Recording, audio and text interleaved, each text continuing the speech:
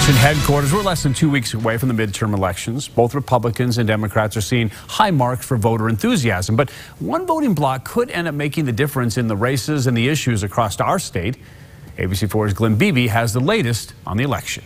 The Salt Lake County Clerk's office has been packed with people registering to vote and dropping off their completed ballots. This exceeds anything that I've ever seen in a midterm. Swenson says she's been amazed at the numbers so far and believes this is shaping up to look like a presidential election year and not a midterm. The increase in registrations, the enthusiasm about people wanting to vote, the number of ballots that have been returned is exceptional at this point in time. According to numbers from the state, nearly 40,000 new voters have been added since the beginning of September.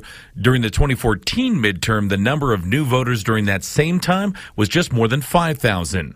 Not only has our state seen some record-breaking new registrations, but many voters are already returning their ballots, with some counties saying nearly 30% returned. While Republicans and Democrats try to get their voters involved, there's an important block that could swing close races. Our polling data shows that a lot of those unaffiliated voters are also very moderate and are really split between the two parties. Out of the current active voters, Republicans have a huge advantage, but there are nearly 500,000 unaffiliated voters that both parties are still vying for. You can't win a congressional race or a statewide race in Utah without appealing to those moderate voters, a lot of whom are unaffiliated. Lyon County notes in the past, a large chunk of unaffiliated voters have voted Republican, which is shown in statewide races. With many of them obliged to vote split ticket, it could make other races closer.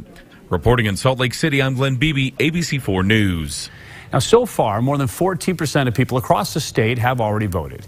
If you're already registered and you haven't received your ballot, you might want to call your county clerk's office and they can still get you one before Election Day.